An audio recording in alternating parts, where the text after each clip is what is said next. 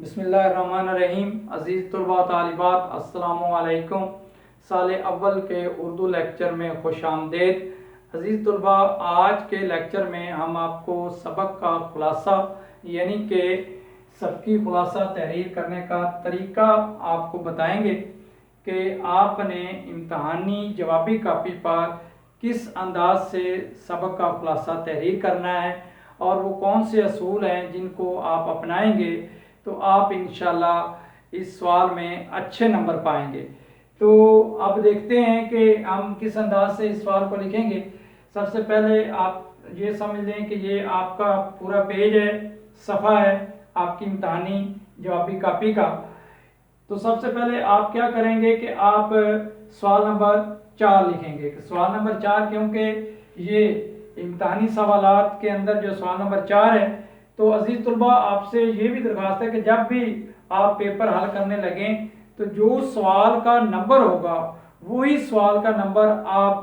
Sheet पर यानी कि अपने जवाब के आगाज़ में लिखेंगे।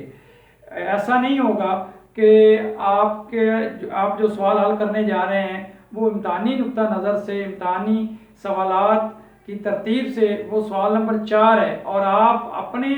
अंदाज के मुताबिक या फिर अपनी मर्जी से उस सवाल को पहले नंबर पर कर रहे हैं, तो वहाँ पर आप सवाल नंबर 1 नहीं लिखेंगे बल्कि वही उसका नंबर देंगे जो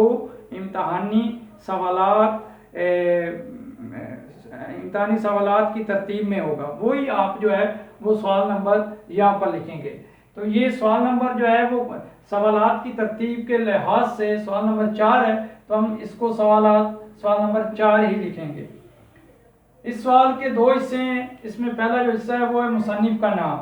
कि मुसन्निफ के नाम का जो है वो 1 नंबर है और उसके बाद जो 9 नंबर है वो सबक के खुलासा के हैं। तो अब आगे चलते हैं। सबसे पहले आप लिखेंगे सवाल नंबर 4, उसके बाद नीचे आप हेडिंग देंगे, सुर्खी देंगे सबक का खुलासा। तो अजीज़ तलबा ये भी बात आपको याद रहे कि आपके इस सवाल में 2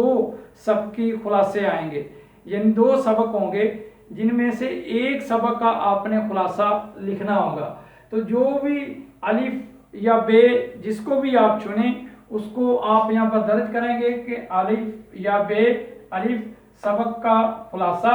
उसके बाद आप सबक का उन्वान लिखेंगे कि आपने कौन सा सबक जो है वो चुना है,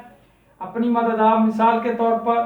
फिर उसके बाद मुसन्निफ का नाम, इसका 1 नंबर है सर सैयद अहमद खान, और आगे सिनफ़े अदब। अजीज़ तलबा यहाँ पर यह भी याद रहे कि ये जो सिनफ़े अदब हमने लिखा है कि अदब की कौन सी सिनफ़ है, ये सिर्फ हमने अपनी काबिलियत को ज़ाहिर करने के लिए जो है वो कि मुम्तहिन जो है वो हमारे पेपर से मुतासर हो जाए और वो हमें हमारे खुलासे के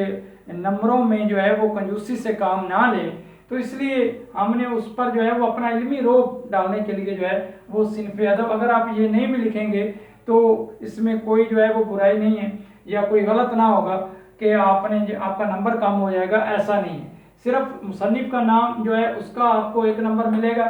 और सबक का उन्वान वो हम बिल्कुल जो है इसका नंबर नहीं होता यहाँ पर, ये सिर्फ और सिर्फ हम इसलिए लिख रहे हैं ताकि मुम्तहिन को पता चल जाए कि हमने जो सबक चुना है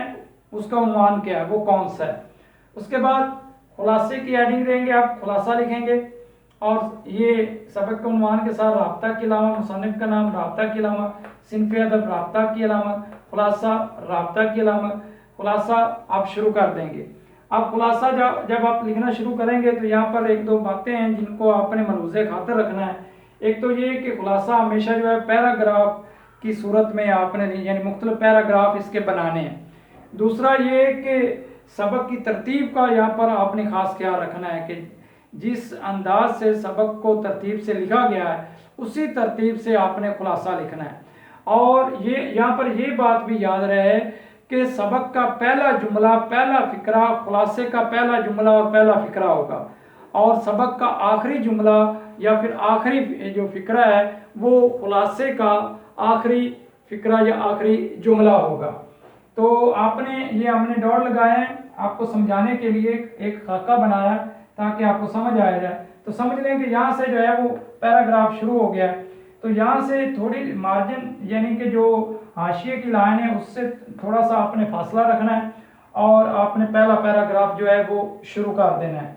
जब एक पैरा 6-7 लाइनों के अंदर बन जाए, उसके बाद जब आपने नया पैरा बनाना है तो फिर आपने जो है वो मार्जिन का ख्याल रखना है, यानी कि हाशिए से थोड़ा सा फासला रखते हुए आपने अगला पैराग्राफ शुरू करना है। इसी अंदाज से आपने जो है वो लिखते जाना है और फिर आखिर पर जब आप खुलासा मुकम्मल कर लें तो आखिर पर आपने बाएं जानब, मसलन इसका जो माखिज था इस सबक का, अपनी मदद आपका वो है मकालाते सर सैयद जिल्द 5। तो यहाँ पर आप बाएं जानब जो है वो ब्रैकेट के अंदर लिखेंगे मकालाते सर सैयद जिल्द 5। अब इसके बाद कुछ चंद आपकी रहनुमाई के लिए असूल हैं जो मैंने यहाँ पर दर्ज किए हैं, और चंद एक मैं आपको ज़ुबानी बता दूंगा कि पहला जो असूल वो ये है कि खुलासा के लिए तवाला 2 से 3 सफ़ात है। यानी इससे मुराद ये है कि आपने जो खुलासा है वो किसी भी सबक का 1/3 हिस्सा लिखना होता है, और उसके लिए आपने 2, 2.5 या 3 सफ़ात तक लिखना होता है, इससे ज़्यादा ना हो। ज़्यादा जो हम कहते हैं, हम यही कहते हैं कि 2.5 से 3 सफ़ात या फिर 2 से 2.5 सफ़ात, 2 से लेकर 3 तक दरमियान तक आपने जो है वो खुलासा लिखना होता है, इससे ज़ायद ना हो। उसके बाद अगला असूल जो मैं पहले भी बता चुका हूँ कि खुलासा हमेशा मुख्तलिफ पैराग्राफ की सूरत में लिखें। और इसके बाद अगला जो आम नुक्ता है वो ये कि खुलासा में तबसरा करने या अपनी राय देने से गुरेज करें, कि खुलासा के अंदर जो है वो अपनी तरफ से तबसरा नहीं करना, अपनी कोई राय नहीं देनी, बल्कि हूबहू जिस अंदाज में सबक के अंदर तहरीर को जो है वो लिखा गया है और सबक के अंदर जो कुछ बयान किया गया है, आपने उसी को ही बिल तरतीब जो है वो बयान करना है, और अपनी राय, अपनी तरफ से कोई तबसरा या गैर ज़रूरी कोई बात आपने नहीं करनी। उसके बाद अगला जो असूल हमने लिखा कि गैर सबकी मवाद से गुरेज करें, यानी कि खुलासे के अंदर जो है वो आपने शेरी या फिर नसरी हवाला जात नहीं लिखने। अगर किसी सबक के अंदर कोई शेर आ जाता है, मसलन वो उस सबक का हिस्सा है, या फिर कोई हदीस आ जाती है या कोई कुरान का हवाला जो सबक का हिस्सा, वो आप लिख सकते हैं, लेकिन इसके अलावा अजाफी के तौर पर या फिर जो है वो गैर सबकी मवाद के तौर पर आपने कोई भी जो है वो नसरी, शेरी, हदीसी, कुरानी कोई भी इस तरह का जो है वो हवाला आपने नहीं देना। उसके बाद है खुलासा तहरीर करने का मुकर्रर वक्त 20 मिनट है। तो अजीज तलबा, इस सवाल के लिए जो है वो आपने 15 से 20 मिनट में इस सवाल को मुकम्मल करना है। अगला नुक्ता है हमारे पास, सबक के आम नुकात मार्कर से नुमाया करें। अजीज तलबा, ये नुक्ता बहुत अहम है कि आपने सबक के अंदर जो वो आम निकात जो बहुत ज़्यादा नुमाया हों और उससे सबक के अंदर रीढ़ की हड्डी की हैसियत रखते हों, उनको आपने नुमाया करना है। यानी हम उसको आसानी की खातिर इस तरह कह सकते हैं कि किसी भी सबक के अंदर जो ऐसे अहम निकात जो MCQs के तौर पर हों, जो मारूजी के तौर पर हमारे सामने आ रहे हों, उनको आपने मार्कर से जो है वो नुमाया करना है, ताकि मुमतहिन आपका खुलासा पढ़े और उसको पढ़ने में उलझन ना हो, उसको बारीक बीनी से जो है वो आपकी लिखाई को जो है वो पढ़ना ना पड़े, आपके ख़त को जो है वो उसको अपना जो ज़हनी दबाव है वो ना लेना पड़े और आपके ख़त को पढ़ने के लिए उसे उलझन का शिकार ना होना पड़े। इसलिए आपने सबक के आम निकात जो हैं वो मार्कर से नुमाया करने हैं, ताकि उसके लिए आसानी रहे। जितनी आप मुमतहिन को आसानी देंगे उतने वो आपको अच्छे नंबर देगा, और फिर सबक के आम नुकात जो है वो आपके सबक पर कितनी दस्तरस है, आपको कितना खुलासा आता है और खुलासे के बारे में, सबक के बारे में आप कितना जानते हैं, ये आपके अहम निकात जो हैं, आम निकात जो हैं वो जो नुमाया होंगे वो मुमतहिन को आगाह करेंगे। तो इसके बाद अगला जो नुक्ता है वो है खुलासा में सबक की तरतीब को मलूज़े खातर रखा जाए। ये भी बहुत आम एक नुक्ता है अजीज तुलबा तालबात के सबक की तरतीब, कि ये ना हो कि जब आप खुलासा लिखें तो आप सबक की जो पहले वाले आने वाली बात है या कोई पहले आने वाला वाक़या है उसको आप बाद में लिखें और बाद में आने वाली बात या बाद में आने वाले हिस्से को आप पहले लिख दें। ऐसा नहीं करना, यानी जिस अंदाज से सबक को तरतीब से लिखा गया है आपने भी वही तरतीब लिखनी है और आपने उसको गड़बड़ नहीं करना, यानी उसकी तरतीब खराब नहीं करनी। इसके अलावा